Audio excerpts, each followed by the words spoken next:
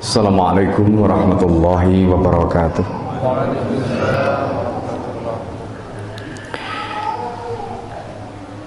Bismillahirrahmanirrahim. Bismillahi masyaallah. La yasukul khaira illallah. Bismillahi masyaallah. La yasrifus su'a illallah. Bismillahi masyaallah. Fama kana min ni'matin faminallah.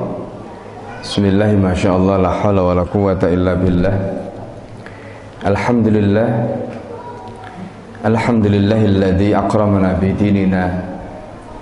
Alhamdulillahilladzi anzala al-Qur'an hudan lin-nasi wa bayyinatin minal huda wal furqan. Asyhadu an la ilaha illallah wahdahu la syarikalah. Wa asyhadu anna Muhammadan abduhu wa rasuluh la nabiyya ba'dah. Rabbi syrah li sadri wa yassir li amri wa hlul 'uqdatam min lisani yafqahu qawli, amma ba'd. Bapak Ibu dan saudara sekalian yang dimuliakan Allah, para asatid, wabil khusus Ustaz Burhanuddin. Alhamdulillah pada malam hari ini kita diberi kesempatan oleh Allah, kesempatan untuk bisa meneguk nikmatnya 10 hari yang terakhir, Asyra al-awakhir. Kata Nabi sallallahu alaihi wasallam, taharru lailatul qadar fil asra al-awakhir minal witr, dalam suatu riwayat. Carilah Lailatul Qadar pada 10 hari yang terakhir, pada malam-malam yang witir. Bapak Ibu dan saudara sekalian yang dimuliakan Allah, kita akan bicara tentang abad kebangkitan Islam. Tetapi sebelum bicara tentang abad kebangkitan Islam, saya akan jelaskan tentang apa itu makna kebangkitan dan bagaimana dahulu Islam itu membangkitkan bangsa Arab. Lalu kemudian bagaimana sekarang bangsa Arab. Kita lihat fenomena terbaru, krisis yang terjadi antara misalnya di Yaman, ya, antara Abdullah Saleh dan Houthi.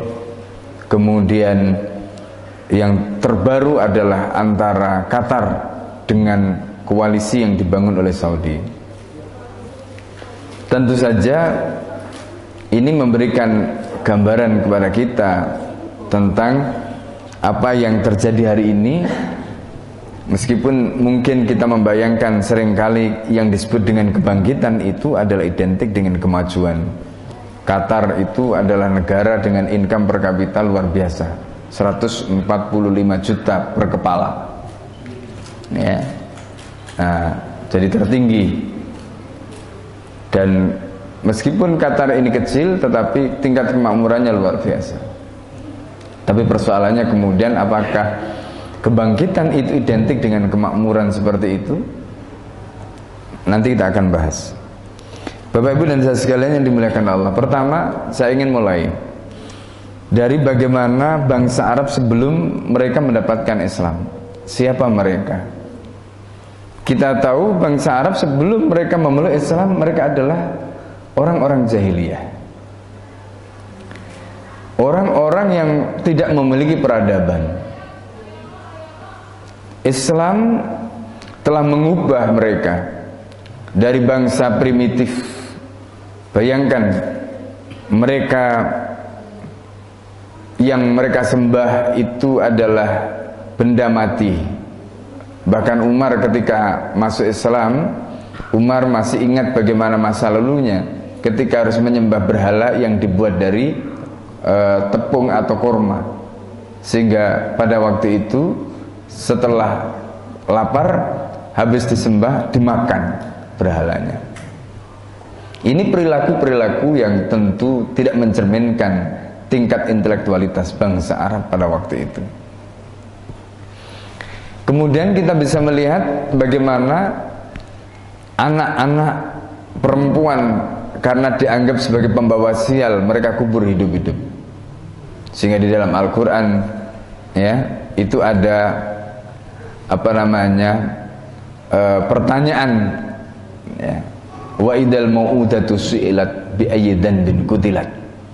Ya, wa idal mau'udah, dan ketika al mau'udah artinya bayi-bayi perempuan, ya, su'ilat nanti ketika dia dibangkitkan pada hari kiamat ditanya bi ayyi dhanbin qutilat, atas dosa apa mereka telah dibunuh, dikubur hidup-hidup. Itu menggambarkan bagaimana perilaku jahiliyah pada masa itu. Nah, belum lagi kalau kita lihat dari kasus-kasus pernikahan. Di dalam riwayat Aisyah radhiyallahu anha, sebagaimana dituturkan dalam hadis riwayat Bukhari, di situ disebutkan orang jahiliyah ketika itu mereka yang namanya pernikahan, ya. Jadi kalau ada perempuan ditiduri oleh banyak laki-laki, maka ketika perempuan itu hamil nanti diundi, ya. Siapa yang keluar namanya, itulah yang diklaim sebagai bapak biologisnya. Padahal yang iuran banyak, yang ikut nabung banyak, tapi karena yang keluar namanya itu satu orang, ya dialah yang kemudian diklaim sebagai bapak biologisnya. Ada yang lain, perempuan itu ditiduri banyak orang, lalu kemudian setelah lahir nanti dia disuruh milih anaknya. Jadi dibawa ke masing-masing orang tadi satu persatu. Siapa yang dipilih oleh anak itu, itulah yang kemudian diklaim sebagai bapaknya. Begitu juga kalau ada perempuan yang ditinggal mati oleh suaminya, anaknya nanti akan berebut mewarisi perempuan itu.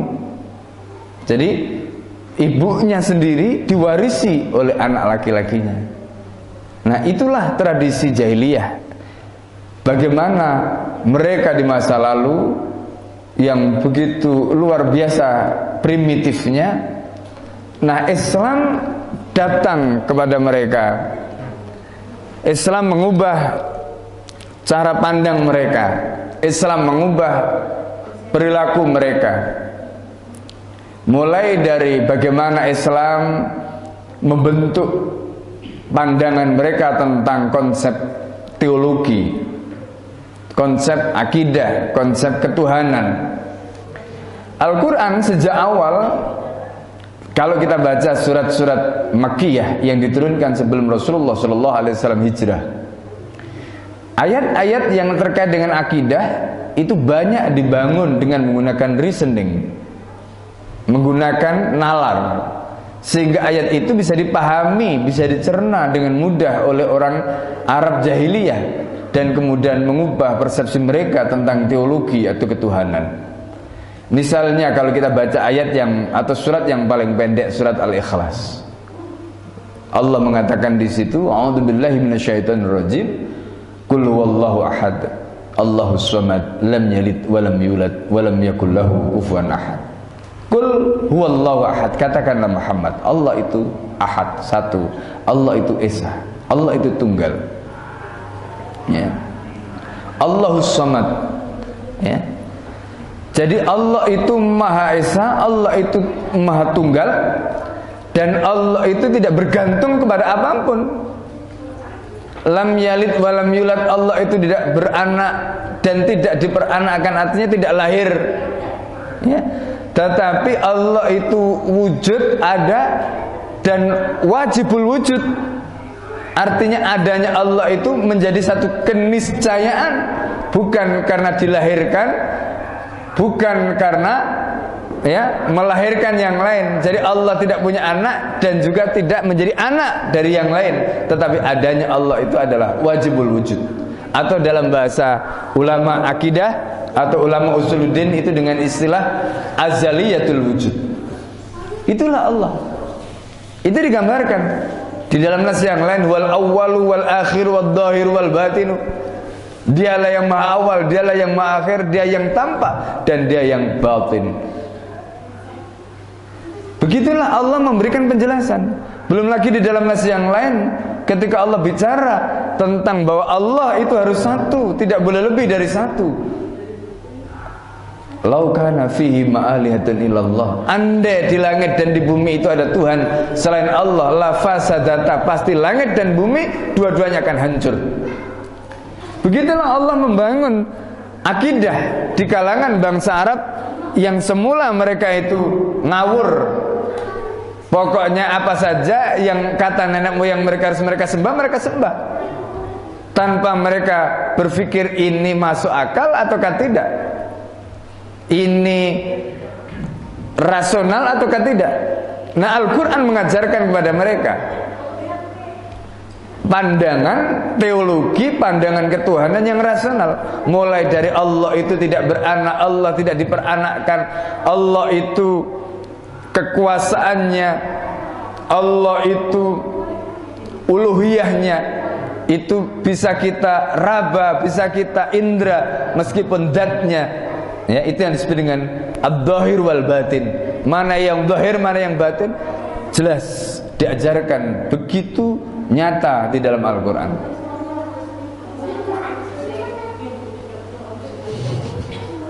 Anak-anak itu yang ramai. Nah, Bapak Ibu dan saudara sekalian yang dimuliakan Allah,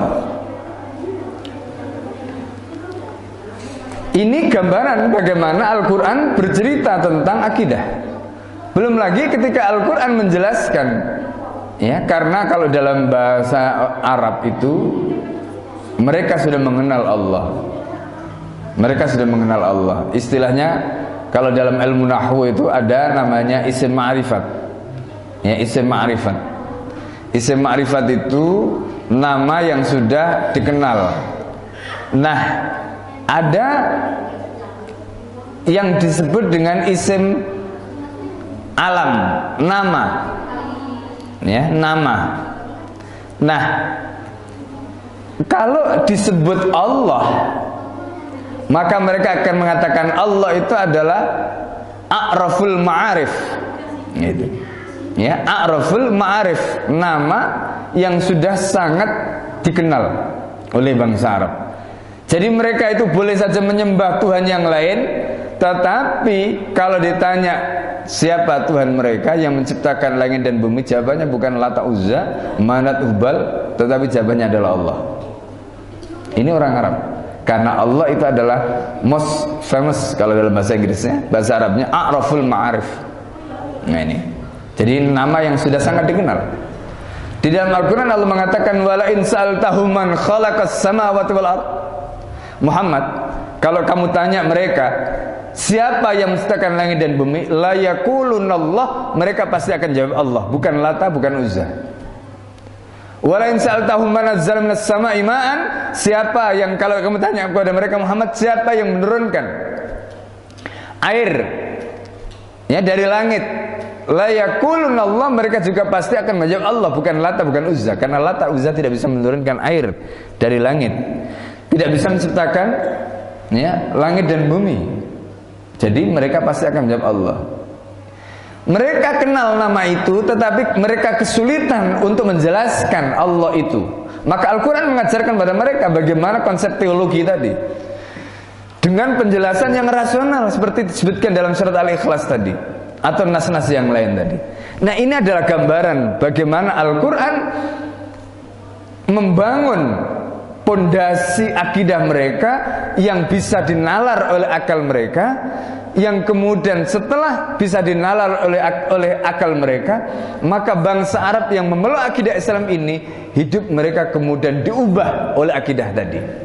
Cara pandangnya itu diubah oleh akidah tadi.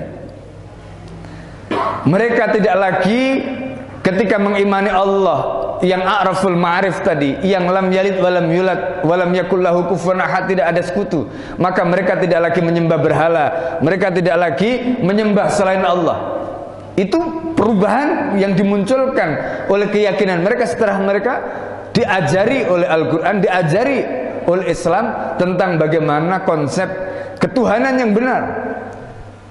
Maka dari situ kemudian akhirnya mereka dibebaskan dari penghambaan kepada manusia untuk hanya menghambakan diri kepada Allah. Wa ma khalaqtul jinna wal insa illa liya'budun. Aku tidak menciptakan jin dan manusia kecuali mereka menyembah aku, kata Allah, bukan menyembah yang lain.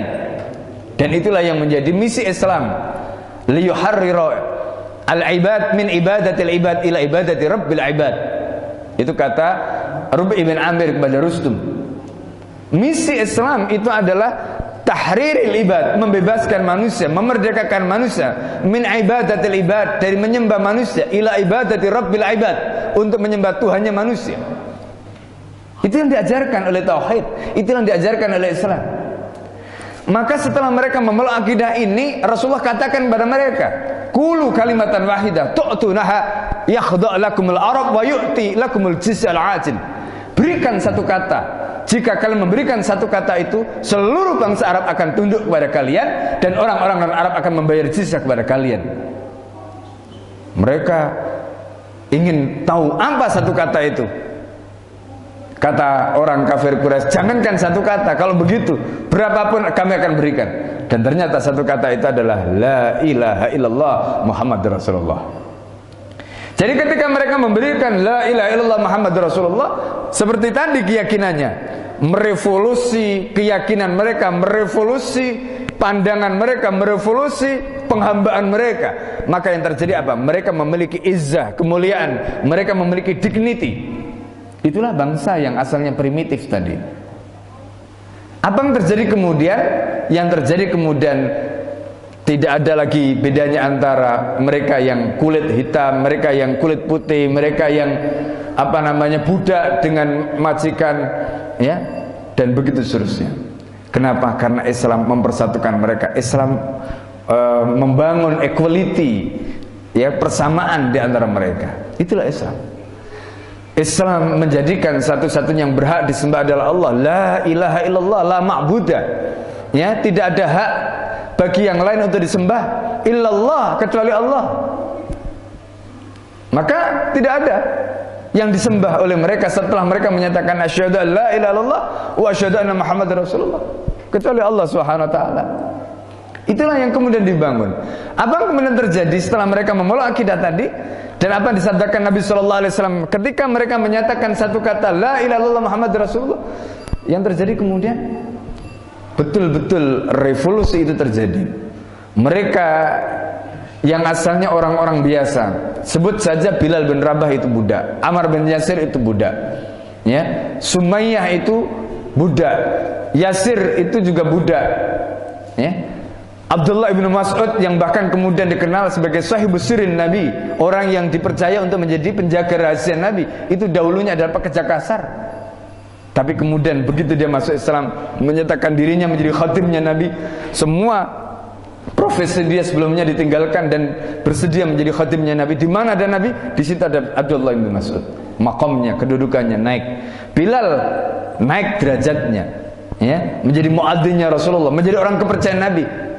Ya. Muadzin itu bukan hanya sekedar tukang adzan, tetapi orang yang memproklamirkan kedaulatan Islam. Itulah makna adzan. Dan lihatlah apa yang kemudian didapatkan oleh Bilal, ya. Bukan hanya orang yang masuk surga, sampai sandalnya pun masuk surga.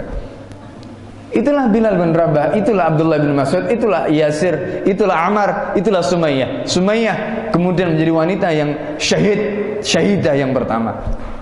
Ya, karena apa? Akidahnya tadi. Yang terjadi kemudian, Bapak Ibu dan saudara sekalian, mereka dibina oleh Rasulullah SAW. Ya, mereka yang asalnya menjadi bangsa yang primitif, menjadi bangsa yang terbelakang, menjadi bangsa yang tidak punya peradaban, lahir kemudian menjadi bangsa yang luar biasa. Bangsa yang kemudian, umat yang kemudian ditakuti oleh Romawi, umat yang kemudian ditakuti oleh Persia. Ya, ketika Raja Romawi mendapatkan cerita dari panglimanya yang tahu bagaimana mereka ruhbana lail wa farsanan nahar, itu cirinya orang-orang yang dibangun oleh Rasulullah SAW, dibangkitkan oleh Rasulullah dengan akidah Islam tadi. Mereka di malam hari menjadi para rahib, ya, di siang harinya mereka menjadi para ksatria. Ini sifat mereka, ruhbana lail wa farsanan nahar. Apa kata Raja Romawi? Kalau ceritamu itu benar, maka lebih baik kita ditelan bumi daripada berperang melawan mereka, karena kita pasti akan kalah. Kisra yang begitu sombong ketika mendapatkan surat Nabi Muhammad SAW. Surat Rasulullah dirobek. Rasulullah kemudian mendoakan, Allahumma mazzik mulkahu kama mazzaqqa risalati. Ya Allah, robeklah kekuasaannya, robeklah kerajaannya sebagaimana dia merobek suratku. Ketika Kisra ini didatangi oleh pasukan Khalid bin Walid pada zamannya Umar bin Khattab. Lihatlah pasukan Khalid bin Walid. Pasukan itu bisa berjalan di atas air dengan izin yang Allah berikan, dengan kekuatan yang Allah berikan. Sungai Dajjal yang begitu ganas itu berhasil mereka taklukkan. Bukan hanya manusia yang menyeberang sungai itu, bahkan kemudian kuda-kuda mereka pun ikut. Sampai Kisra pun kemudian gemetar dan mengatakan mereka bukan pasukan manusia, tapi mereka adalah pasukan jin. Siapa generasi itu? Itulah generasi yang dibina, dididik dan dibangun oleh Rasulullah Muhammad SAW. Inilah gambaran bagaimana umat, ya, yang kemudian asalnya mereka seperti itu menjadi orang yang luar biasa, yang ditakuti, yang disegani. Apa yang membuat mereka ditakuti dan disegani tadi? Akidah mereka, pandangan hidup mereka. Dengan kata lain, Islam, ketika mereka peluk Islam, ketika mereka jadikan sebagai mindset cara berpikir mereka, Islam yang mereka jadikan sebagai standar berpikir dan perasaan mereka, Islam yang mereka gunakan untuk mengatur kehidupan mereka, itu membuat mereka begitu luar biasa. Itu yang dikatakan Nabi tadi. Ketika mereka sudah memberikan la ilaha illallah, maka seluruh bangsa Arab tunduk kepada mereka. Dan apa yang disabdakan Nabi ini kemudian dibuktikan Rasulullah pada tahun ke-9. Tahun ke-9 Rasulullah SAW tidak bisa melaksanakan ibadah haji, sehingga Rasulullah SAW mengutus Abu Bakar As-Siddiq untuk menjadi Amirul Hajj. Karena ketika itu ada 70 kabilah dari seluruh Jazirah Arab. Jazirah Arab itu Bapak Ibu sekalian, itu terdiri dari sekarang 7 negara. Saudi, ya, Kuwait, Bahrain, Uni Emirat Arab, Qatar, Oman, Yaman. Itu 7 negara yang dahulu ini disebut sebagai Jazirah Arab. Ini 7 negara. Sekarang mereka terpecah menjadi 7 negara. 7 negara ini dulu, ya, ada sebanyak 70 kabilah dan suku. Kepala sukunya, kepala kabilahnya. Tahun ke-9 mereka datang menghadap Rasulullah SAW dan menyatakan ketundukan mereka, menyatakan keislaman mereka. Itu yang dikatakan Nabi ketika Nabi SAW pengikutnya baru beberapa orang di atas bukit Ajzad di Mekah. Rasulullah sudah mengatakan, qulu kalimatan wahidah tu'tunaha yakhdu' lakumul arab wa yu'ti lakumul jizya al-ajim. Dan itu kemudian terbukti. 13 tahun di Mekah Rasulullah membina mereka. Setelah matang mereka hijrah ke Madinah. 10 tahun mereka di Madinah bersama Rasulullah, total 23 tahun. Apa yang terjadi kemudian? Perubahan besar terjadi. Mereka yang asalnya bukan siapa-siapa kemudian akhirnya bisa memimpin bukan hanya kabilah, satu kabilah, bukan hanya di Hijaz tapi seluruh Jazirah Arab. Kekuasaan yang diwariskan oleh Nabi kemudian dilanjutkan oleh para khulafa ar-rasyidin. Ya. Inilah yang kemudian melanjutkan, dan ketika itulah maka kebangkitan yang dijanjikan oleh Nabi. Mereka menjadi bangsa yang terhormat, menjadi umat yang dihormati, seperti disebutkan dalam surat Ali Imran, kuntum khara ummatin, kalian adalah umat terbaik. Itu betul-betul terjadi. Umat Islam betul-betul umat terbaik. Saya ingin cerita. Bahkan ini kalau kita lihat pada zaman terakhir, ya, beberapa kali saya ke Turki. Di Turki itu ada banyak istana yang dibangun oleh para khalifah di era Khilafah Utsmani. Bapak Ibu dan saudara sekalian, yang saya ingin ceritakan, saya ingin cerita tentang peradaban toilet. Ya, toilet. Kalau kita ke istana misalnya di Inggris atau di Prancis atau di Belanda, istana yang paling tua, ya, yang dibangun oleh mereka, dibanding dengan istana-istana yang dibangun oleh Khilafah Utsmani atau Khilafah Islam, maka Khilafah Utsmani, istana-istana mereka itu sudah mengenal toilet di usia yang sama istananya, atau bahkan lebih tua daripada istana yang dibangun di Eropa.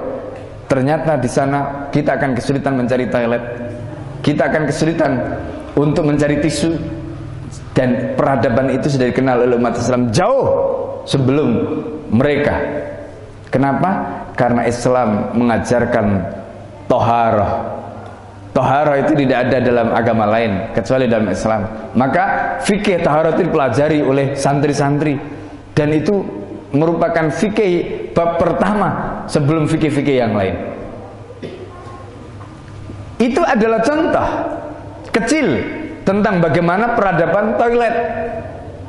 Ini menunjukkan bahwa umat Islam itu memiliki peradaban yang jauh dibanding dengan peradaban yang dimiliki oleh orang kafir. Bahkan yang menarik ya, ini yang menarik. Sampai hari ini kalau Bapak Ibu sekalian datang ke Turki, itu peninggalan Khilafah Utsmani masih utuh. Masih utuh. Ya. Kalau kita lihat misalnya masjid yang dibangun oleh Sultan Sulaiman Al-Qanuni, ya, itu sampai sekarang Masjid Sulaimaniyah itu masih utuh.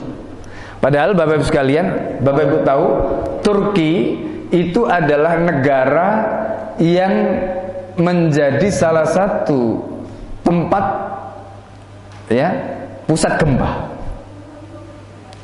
Jadi seringkali gempa bumi itu terjadi di Turki. Yang menarik yang saya ingin ceritakan Bapak Ibu sekalian, rupanya arsitek yang dimiliki oleh Khilafah Utsmani, sebut saja ya, Mimar Sinan, itu nama arsitek yang sangat masyhur. Dia ahli, ya, termasuk membuat konstruksi. Jadi membuat kubah itu nggak pakai tiang begini, ya. Bagaimana kubah itu dibikin sedemikian rupa, jadi apa namanya, kubahnya itu tumpuk-tumpuk, ya, sehingga dia tidak perlu pakai tiang.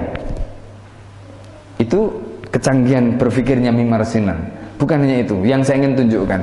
Suatu ketika pemerintah Turki khawatir peninggalan Khilafah Utsmani ini habis karena gempa.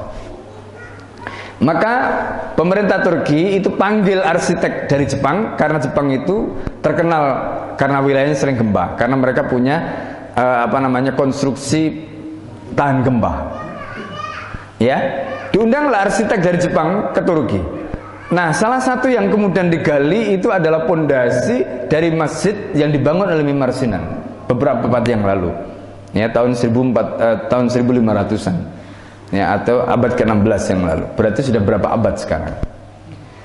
Nah, yang menarik, ketika arsitek dari Jepang itu menggali pondasi tadi, ternyata di situ sudah dijumpai adanya pier di bawah pondasi tadi. Artinya mereka itu sudah menyusun konstruksi, bagaimana konstruksi bangunan itu tahan gempa. Kata mereka, lah Anda itu punya nenek moyang lebih hebat daripada kami, kenapa Anda mencari kami? Tidak belajar dari nenek moyang Anda. Inilah gambaran bagaimana kemajuan umat Islam yang begitu luar biasa. Ya, ini contoh yang masih ada sampai hari ini. Contoh yang masih ada sampai hari ini, yang bisa kita tunjukkan. Karena itu Bapak Ibu dan saudara sekalian dimuliakan Allah, berbicara tentang kebangkitan, umat ini tidak pernah bisa bangkit. Ya, umat ini tidak pernah bisa bangkit kecuali pertama mereka direvolusi akidahnya, dan itulah yang dilakukan Rasulullah SAW. Mentalitas mereka. Jadi setelah mereka orang jahiliyah, sebelumnya kafir, maka kemudian begitu masuk Islam, cara pandang mereka dirubah. Dan itulah yang disampaikan oleh Ja'far kepada Raja Najasyi. Perubahan 180 derajat dalam kehidupan mereka. Kemudian setelah itu mereka membangun kekuatan. Ya, karena betapapun hebatnya Islam, kalau Islam itu masih tampak pada individu-individu, tidak berupa sistem, maka Islam tidak akan bisa membangkitkan umat. Kebangkitan Islam tidak akan tampak. Karena kebangkitan itu akan tampak ketika Islam itu diemban oleh umat. Peradabannya akan tampak ketika Islam itu diemban sebagai sistem. Ya, dan itu tidak akan mungkin kecuali adanya institusi. Itulah yang dicontohkan oleh Nabi. Maka kalau kita perhatikan, setelah ayat-ayat akidah, kemudian ada ayat-ayat syariah, maka Rasulullah juga diperintahkan oleh Allah bukan hanya menyampaikan. Karena tugas Rasul itu seperti disebutkan dalam Al-Quran, diulang 3 kali oleh Allah. Wa ma'ala rasulil al-balag. Tugas Nabi itu adalah menyampaikan. Tetapi Nabi Muhammad SAW diberi tambahan tugas oleh Allah. Apa tugasnya? Wa anihkum bainahum bima anzalallah. Dan hendaknya Muhammad, kamu perintah, kamu hukumi mereka dengan apa yang Allah turunkan. Artinya apa? Rasulullah diperintahkan untuk membangun kekuasaan, yang kekuasaan itu menerapkan hukum pemerintahan sesuai dengan apa yang Allah turunkan. Supaya apa? Islam sebagai sistem hidup. Islam kemudian tampak tidak hanya pada individu, tetapi masyarakat, tetapi culture, tetapi peradaban. Itu yang dilakukan Rasulullah. Maka coba kita baca ayat-ayat berikutnya setelah ayat-ayat akidah, ayat-ayat syariah. Ada perintah potong tangan. Wasariq wasariqatu faqta'u aydihuma wazaniyatu wazani fajridu kulla wahidin minhuma mi'ata jaldah. Apa makna ayat ini? Pencuri laki dan perempuan potong tangan masing-masing. Siapa yang harus memotong? Institusi, ya, negara. Wazanat wazani fajridu kulla wahidin minhuma mi'ata jaldah. Pezina perempuan, pezina laki-laki, maka cambuk mereka. Siapa yang harus mencambuk? Negara. Kemudian Rasulullah SAW diperintahkan perang. Padahal tugas asal Nabi itu bukan perang. Tugas asal Nabi itu bukan motong tangan. Tugas asal Nabi itu bukan mencambuk pezina. Tugas asal Nabi itu adalah tablik saja. Tugas Nabi itu wa ma'al rasuli ilal balagh, menyampaikan saja. Mau orang lain pakai mau tidak, emang gue pikirin kira-kira begitu, ya. Tetapi Allah memberikan tugas kepada Nabi untuk memerintah tadi. Nah, karena itu Rasulullah kemudian memberikan contoh bagaimana agar Islam kemudian hidup di tengah masyarakat. Rasulullah memberikan contoh. Apa contohnya?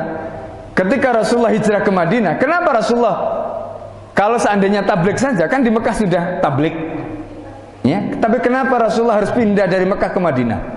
Itu pertanyaan menarik bagi mereka-mereka yang tidak percaya Rasulullah mendirikan negara untuk membangun peradaban, untuk membangkitkan umat tadi.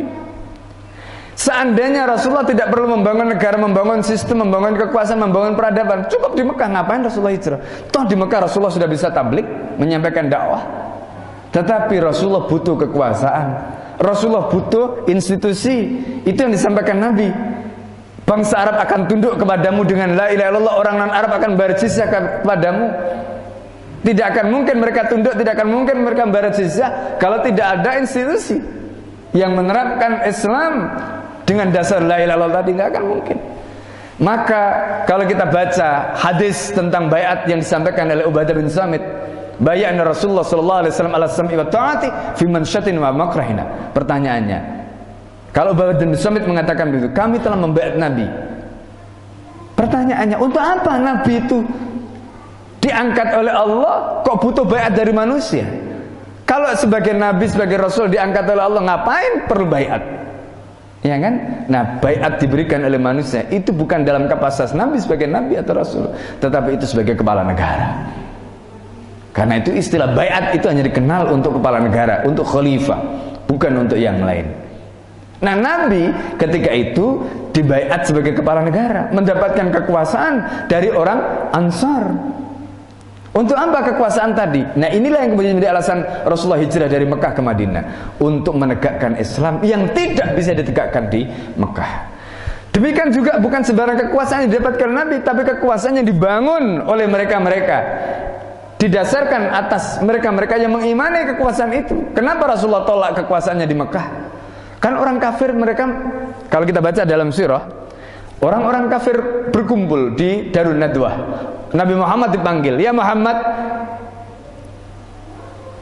apa sih yang kamu inginkan? Ya, kalau kamu menginginkan kekuasaan, ya, lau aradta mulkan malaknaka, kata mereka. Kalau kamu pengen kekuasaan, kami akan jadikan kamu orang yang paling berkuasa. Kalau kamu inginkan perempuan, kami akan nikahkan kamu dengan perempuan yang paling cantik di antara kami. Kalau kamu pengen harta, maka kami akan nikahkan, kami akan berikan harta kepada kamu, sehingga kamu menjadi orang yang paling kaya di antara kami. Itu tawaran kekuasaan, perempuan, harta, tawarkan semua, tapi ditolak oleh Rasulullah. Kenapa Rasulullah menolak kekuasaan yang diberikan oleh orang Mekah? Karena orang Mekah itu menawarkan kekuasaan dengan satu catatan, silahkan kamu berkuasa, tapi kami tidak akan mengimani risalahmu. Jadi kalau begitu caranya, buat apa kekuasaan? Nah, ini yang harus kita pahami dalam konteks hadis ini. Sehingga Rasulullah menolak kekuasaan mereka, dan akhirnya Rasulullah hijrah dari Mekah, padahal mereka menawarkan itu kepada Nabi.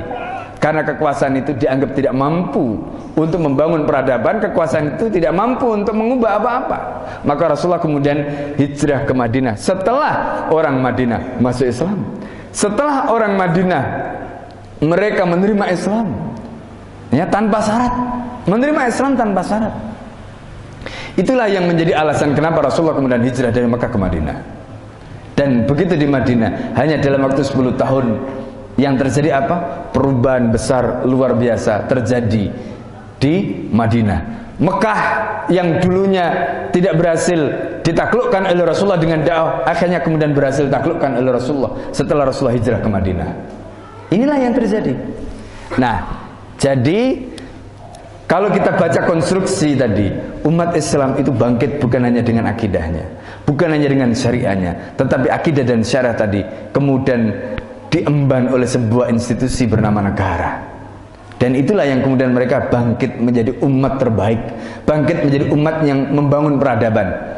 Dan ini menjadi kunci kenapa Mekah ditaklukkan tahun ke-8 Hijriah tanpa pertumpahan darah, ya, dengan damai. Kenapa?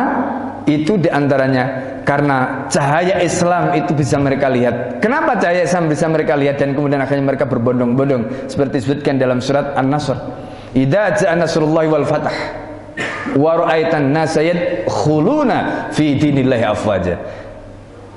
Ya.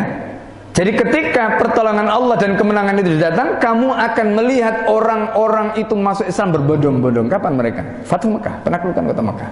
Tahun keberapa? 8 Hijriah. Kapan itu terjadi? Setelah perjanjian Hudaybiyah. Perjanjian Hudaybiyah itu terjadi kapan? Setelah negara di Madinah berdiri. Dan itu membuka ruang bagi orang Mekah untuk masuk ke Madinah, menyaksikan bagaimana indahnya peradaban Islam di Madinah. Begitu mereka menyaksikan indahnya peradaban Islam di Madinah, ibaratnya seperti Tarsan masuk kota. Ya kan? Orang-orang kafir Quraisy itu seperti Tarsan masuk kota. Mereka terkagum-kagum melihat peradaban di Madinah. Begitu mereka kembali ke Mekah, karena klausulnya begitu, orang Mekah yang datang ke Madinah harus dikembalikan ke Mekah. Orang Madinah yang datang ke Mekah tidak boleh dikembalikan ke Madinah. Itu klausulnya. Ini strategi Nabi. Bagi mereka yang datang dari Mekah masuk ke Madinah, itu orang-orang kafir Quraisy, supaya mereka menjadi corong bagi negara di Madinah, agar bisa mempropagandakan Islam dari mulut mereka sendiri. Nah, ini namanya strategi propaganda, hamlah. Ya. Nah, sebaliknya orang Islam yang dari Madinah masuk ke Mekah tidak boleh kembali. Untuk apa? Supaya mereka bisa berdakwah di Mekah. Nah, ini yang dilakukan Rasulullah. Dan apa yang terjadi? Peristiwa itu terjadi pada tahun ke-6, tahun ke-7 Rasulullah umrah qadha, tahun ke-8 hanya waktu 1 tahun. Persiapan menaklukkan kota Mekah, Mekah disapu bersih oleh Nabi tanpa pertumpahan darah. Hebat kan? Nah, itulah cara Rasulullah SAW. Dan apa yang kemudian terjadi setelah Rasulullah wafat? Apa yang terjadi setelah Rasulullah wafat? Apakah negara yang ditinggal oleh Rasulullah tadi itu menjadi lemah? Tidak. Ya. Kenapa? Karena Rasulullah memiliki orang-orang yang sudah dikader, sudah dibina oleh Rasulullah. Negarawan-negarawan yang hebat. Bagaimana cara Rasulullah membangun negarawan-negarawan yang hebat? Termasuk membangun pasukan-pasukan yang hebat, yang disiplin. Dulu orang Arab tidak mengenal disiplin. Ya. Dan sekarang ketika mereka meninggalkan Islam, lihat orang Arab sekarang nggak ada yang disiplin. Parkir mobil seenaknya, janjinya orang Arab terkenal. Ya, janjinya orang Arab itu terkenal. Janji sekarang, insya Allah, tapi nggak tahu berapa bulan lagi, berapa tahun lagi. Itu orang Arab. Dan itulah kondisi orang Arab sebelum datang Islam. Dan itu hari ini terulang ketika Islam mereka tinggalkan. Ya. Nah, apa yang terjadi setelah Rasulullah SAW membangun peradaban di Madinah tadi? Ya, mereka begitu disiplin. Bagaimana cara Rasulullah mendisiplinkan mereka? Mulai dari pembinaan yang dibina oleh Rasulullah sampai Rasulullah mengajari. Jadi sholat itu, kalau kita baca di dalam kitabnya Jaisun Nabi, ya, itu yang ditulis oleh seorang jenderal dari Irak, namanya Jenderal Syed Mahmud Khattab. Ya, Syed Mahmud Khattab ini jenderal dari Irak. Beliau punya banyak tulisan sirah, ya, dianalisis dari sisi kemiliteran. Nah, diantaranya diceritakan di situ bagaimana cara Rasulullah membangun pasukan sehingga pasukan-pasukan ini menjadi disiplin. Pribadi-pribadi ini menjadi pribadi disiplin. Dimulai dari sholat jamaah, ya, dimulai dari sholat jamaah. bagaimana mereka datang sebelum adzan, bagaimana kemudian mereka barisnya disiplin, bagaimana mereka, pendek kata, jamaah di masjid itu adalah bagian dari tarbiyah, bagian dari pendidikan yang diajarkan Rasulullah untuk membangun peradaban, ya, membangun sikap, membangun mentalitas mereka, kedisiplinan mereka. Sekarang ini kita rajin sholat jamaah tetapi tidak ada pengaruh, ya, tidak ada asar, tidak ada pengaruh, ya.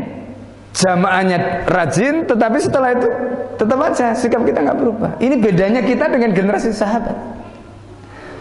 Komitmennya nggak tepat waktu, kalau janji sama orang suka molor, bayar hutang mundur-mundur, ya. Itu kebiasaan kita. Padahal kita sudah diajari komitmen itu, ya.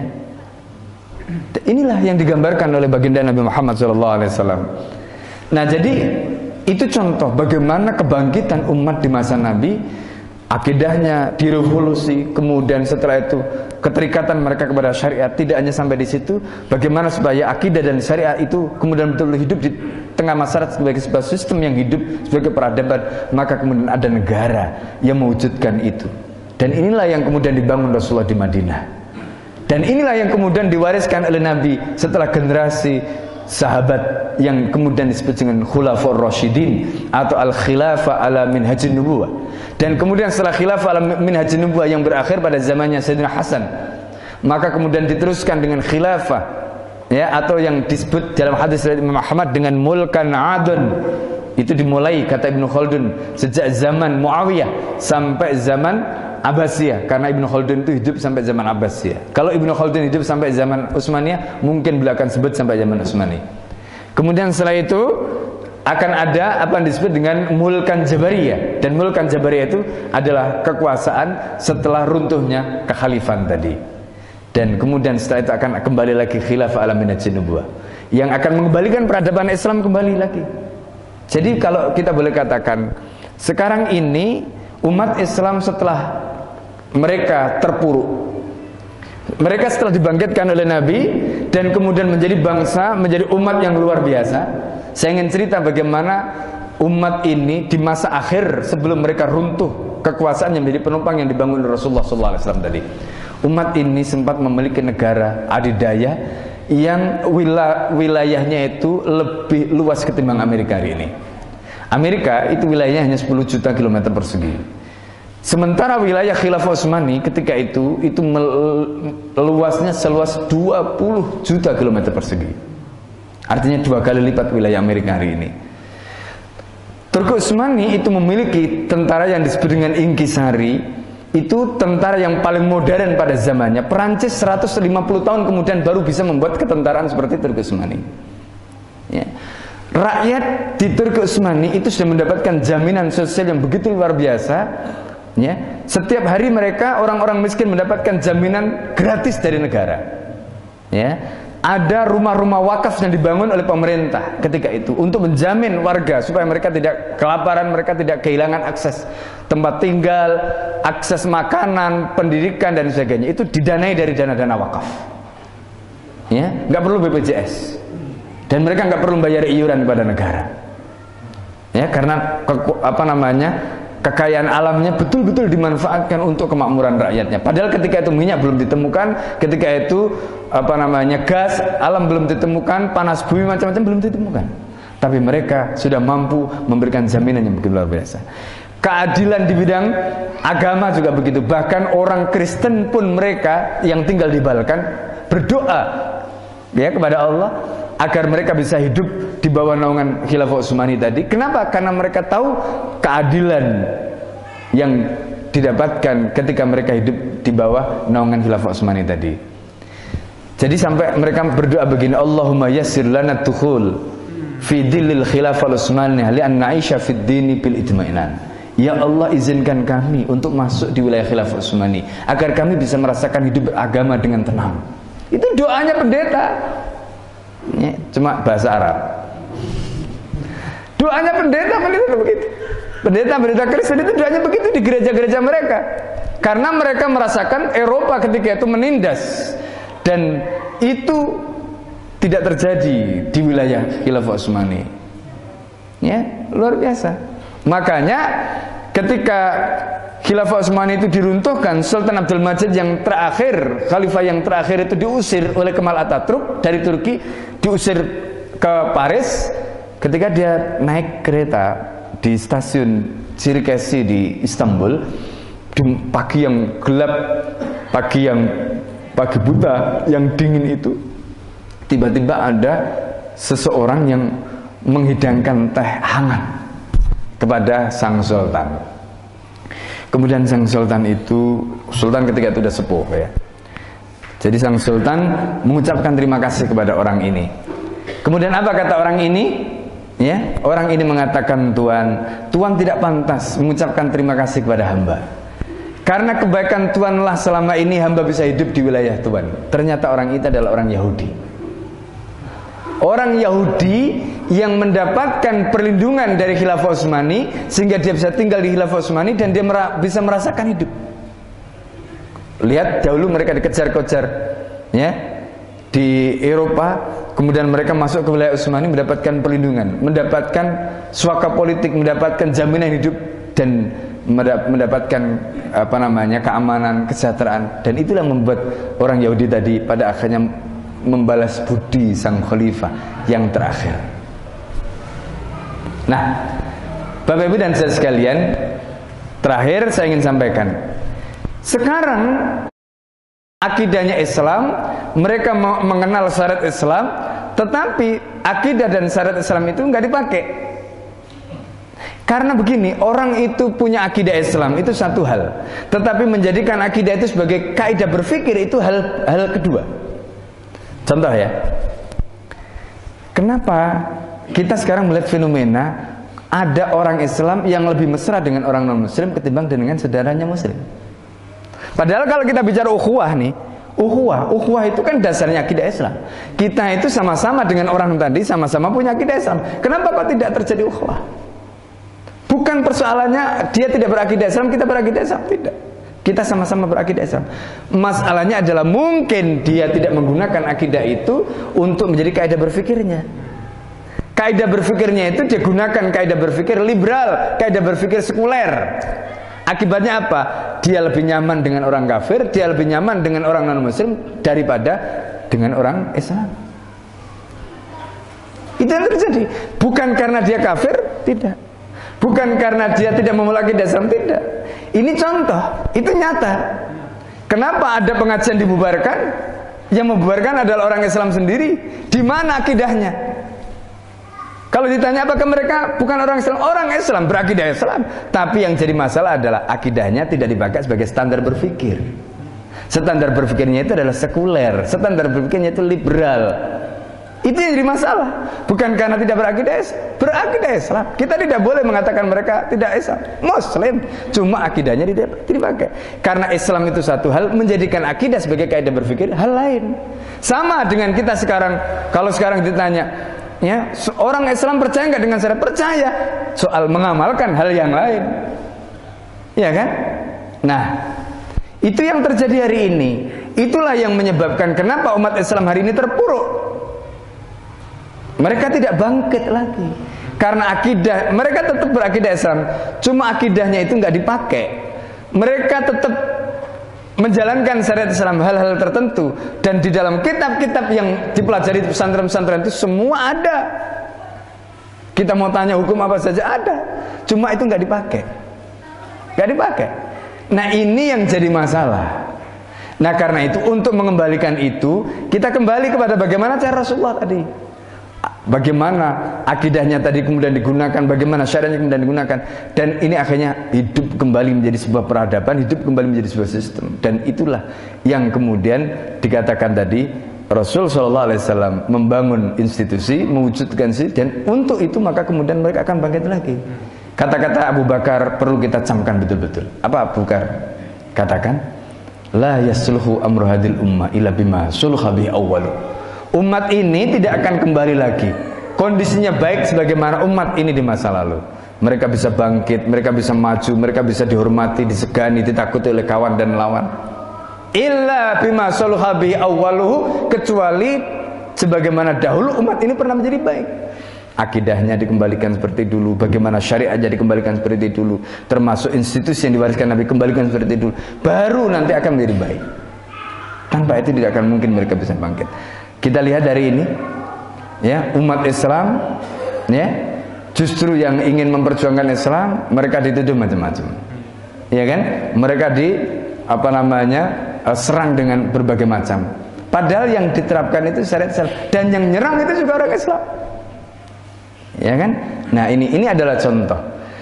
Nah, yang lebih parah lagi di balik semuanya itu adalah bagaimana orang-orang muslim, terutama negara-negara penjajah, memanfaatkan konflik di antara sama kaum muslim karena mereka tidak bersatu. Kenapa mereka tidak bisa bersatu? Kenapa mereka tidak menjalin ukhuwah tadi? Karena yang satu pakai mindset Islam, yang satu tidak.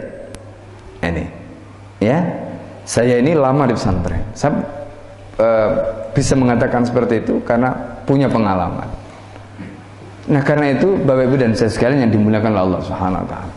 Inilah poin yang saya ingin sampaikan. Kalau kita bicara tentang abad kebangkitan Islam, alhamdulillah hari ini umat mulai kembali lagi, ya, kepada akidahnya, kepada agamanya, ya, kepada syariahnya. Bahkan kalau kita lihat survei-survei luar biasa, termasuk kalau kita bicara tentang syariat dalam konteks khilafah tadi itu, kenapa sekarang begitu ketakutan kepada khilafah orang-orang non muslim itu? Sebenarnya survei yang kemarin dilansir oleh Saiful Mujani itu, ya, yang ditampilkan itu hanya 9%. Di belakang itu lebih besar daripada 9%. Ini yang tidak diungkap, ya. Jadi kalau 9% itu berarti pendukungnya 20 juta. Sebenarnya jauh lebih besar daripada 20 juta. Karena ada survei lain yang dilakukan lembaga lain, itu jumlahnya lebih besar daripada itu. Dan ini yang membuat negara-negara, ya, lain ini mereka ketakutan. Kalau bayangkan kalau Indonesia umatnya kembali kepada syariatnya, kembali kepada akidahnya, kemudian mereka bersatu, hidup di bawah naungan, ya, Islam. Wah, Indonesia tidak lagi bisa dijajah, kekayaan alamnya nggak bisa dirampok, ya, rakyatnya nggak bisa dibodoh-bodohi lagi, ya. Dan kalau itu yang terjadi, bagi mereka ini kerugian besar, karena selama ini Indonesia bisa mereka nikmati dengan gratis kekayaan alamnya. Gasnya sedot Cina dengan begitu enaknya, kemudian tambang emasnya disedot Amerika dengan begitu melenggangnya, belum lagi gas minyak, kilang minyaknya juga begitu. Bahkan kalau kita lihat peta Indonesia itu, ya, 90% kekayaan alam termasuk mineralnya itu sudah dikuasai oleh asing. Dan ini tidak akan bisa dikembalikan kalau umat Islam masih tetap seperti ini. Kalau mereka kembali kepada akidah Islam, menerapkan syariat Islam, dan kemudian institusi ini menjalankan syariat tadi, maka mereka tidak akan bisa didikte oleh negara-negara lain. Mereka akan menjadi umat yang kuat. Mereka akan siap hidup dan mati membela negaranya, membela sejengkal kekayaan alamnya. Jadi kalau ada mengatakan umat Islam ini akan memecah belah Indonesia dengan Islamnya, itu omong kosong. Yang ngomong begitu itu penjajah dan anda penjajah. Kenapa? Karena justru yang berani mati syahid untuk membela setiap jengkal tanahnya, setiap jengkal kekayaan alamnya itu orang Islam. Kenapa? Karena orang Islam diajari oleh Nabi, man qutila duna malihi fahuwa syahid. Kalau orang Islam itu mati karena membela sejengkal tanahnya, sejengkal hartanya, setetes, ya, minyaknya, maka dia mati syahid. Nggak ada agama lain yang mengatakan begitu kecuali Islam. Dan itulah yang diresolusikan oleh Hadratus Syekh Hasyim Asy'ari ketika itu, ya. Nah, mereka takut umat Islam bangkit dengan kekuatan Islam. Karena itu mereka tuduh, mereka pojokkan Islam, mereka serang Islam, termasuk orang-orang yang bermimpi untuk mengembalikan Islam, mereka tuduh, mereka pojokkan dengan tuduhan-tuduhan akan menghancurkan Indonesia lah, ini itu dan sebagainya tadi. Nah, ini yang harus kita sadari. Jadi ini semuanya adalah gambaran yang saya ingin sampaikan. Begitulah. Ya, kalau kita bicara tentang kebangkitan, kita nggak akan pernah bisa bangkit. Karena begitu kita mau bangkit, negara-negara besar tadi itu terus-menerus berusaha bagaimana supaya kita tidak bangkit. Dengan berbagai macam tuduhan-tuduhan tadi itu dialamatkan pada kita. Ya, nah inilah yang harus kita sadari. Tetapi yakinlah, ya, yakinlah kita harus istiqamah dengan keyakinan kita. Umat Islam harus tetap istiqamah dengan Islamnya. meskipun dituduh macam-macam tetap harus istiqomah dengan Islam. Jangan mundur sejengkal pun, karena itulah yang akan menjadikan mereka akan bangkit kembali dengan izin dan pertolongan Allah. Ya, nah hanya dengan itu, tanpa itu tidak akan mungkin. Umat Islam di sini itu sudah mengambil, mengcopy paste undang-undang dari Belanda, undang-undang dari Eropa, mereka copy paste. Tapi apa yang terjadi hari ini? Ya, ternyata mereka tidak bangkit-bangkit, karena bukan begitu cara kebangkitan yang diajarkan oleh Rasulullah Sallallahu Alaihi Wasallam. Ini sebaliknya, Rasulullah mengajarkan agar kita ini bangkit kembali kepada akidah, kembali kepada syariat Islam, karena akidah dan syariat itu ya ada di dalam hati kita, menjadi dasar kehidupan kita, pondasi kita, dan inilah yang insya Allah akan membangkitkan umat kembali lagi pada kejayaannya sebagaimana di masa lalu. Saya kira itu yang saya bisa sampaikan. Ya, saya kembalikan kepada moderator. Fadhil masykur.